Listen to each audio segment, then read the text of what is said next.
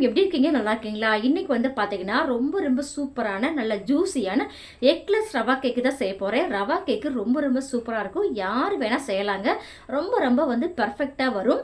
நம்ம சேனல்ல நிறைய வெரைட்டியான கேக் இருக்கு. ஸோ மறக்காம நீங்க செக் பண்ணி பாருங்க. குட்டீஸ்லாம் பார்த்தீங்கன்னா அடிக்கடி வந்து கேட்பாங்க. நீங்க இந்த மாதிரி நீங்க ரவா கேக் செஞ்சு கொடுத்து பாருங்களேன்.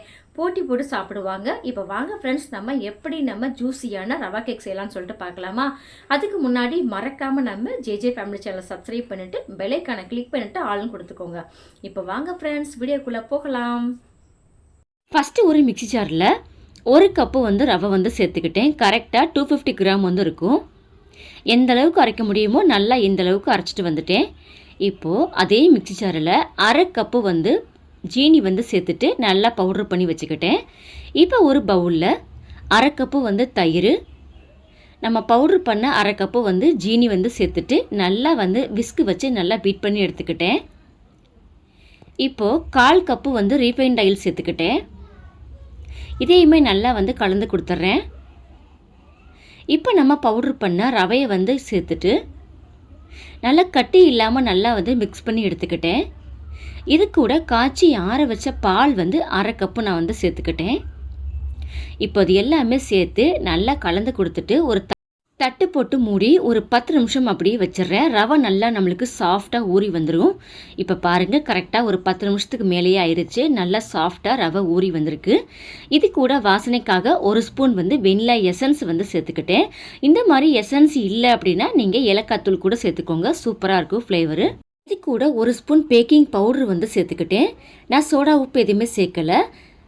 இது கூட பார்த்திங்கன்னா நான் வந்து ஒரு 1/4 கப்பு தேங்காய் துருவல் வந்து சேர்த்துக்கிட்டேன். தேங்காய் துருவல் வந்து விருப்பம்னா சேர்த்துக்கோங்க, வேண்டாம்னா ஸ்கிப் பண்ணிக்கோங்க. இப்போ அது எல்லாமே நல்லா வந்து கலந்து கொடுத்த பிறகு நான் வந்து இந்த மாதிரி கேக் டின்னில் பட்டர் ஷீட் வந்து போட்டு வச்சுருக்கேன். சேர்த்துட்டு நல்லா வந்து டேப் பண்ணிக்கிட்டு இதுக்கு மேலேயே நான் கொஞ்சமாக வந்து தேங்காய் துருவல் வந்து சேர்த்துக்கிட்டேன். தேங்காய் துருவல் பார்த்திங்கன்னா நான் வந்து மேல் பகுதி எல்லாமே எடுத்துகிட்டு நல்லா வந்து மிக்சியில் அரைச்சிட்டு நல்லா வந்து ஃப்ரை பண்ணி எடுத்துக்கிட்டேன். கலர் மாறாமல்.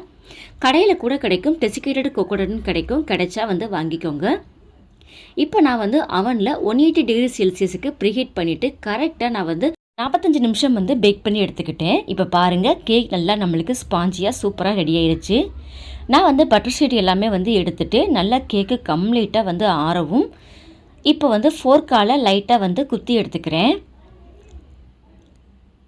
இப்படி நீங்கள் நல்லா ஹோல் போடும்போது நம்மளுக்கு சுகர் சிரப்பு நல்லா ஊறி ஜூஸியாக கிடைக்கும்.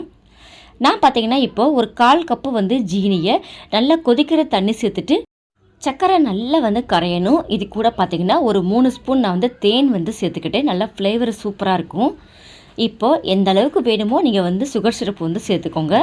இப்போ சேர்த்துட்டு ஒரு 10 நிமிஷம் வந்து அப்படியே வந்து வச்சுருங்க. நல்லா ஊறும்போது கேக்கு சூப்பராக இருக்கும். இப்போ நான் வந்து பீஸ் போட்டு காட்டுறேன் பாருங்களேன். நல்ல சாஃப்டாக சூப்பராக இருக்கும். ஸோ மிஸ் பண்ணாமல் இந்த கேக்கை நீங்கள் ட்ரை பண்ணி பாருங்கள். அடிக்கடி வந்து இந்த மாதிரி தான் வந்து செஞ்சு சாப்பிடுவீங்க. நான் பிச்சு காட்டுறேன் பாருங்கள் எந்த அளவுக்கு நல்லா ஊறி சாஃப்டாக இருக்குன்ட்டு. ஓகே ஃப்ரெண்ட்ஸ், மறக்காமல் நீங்களும் இந்த ஜூஸியான ரவா கேக்கை ட்ரை பண்ணி பார்த்துட்டு எனக்கு கமெண்ட் பண்ண மறந்துடாதீங்க. இந்த ரெசிபி பிடிச்சிருந்தா லைக் பண்ணுங்கள், ஷேர் பண்ணுங்கள். தேங்க்யூ.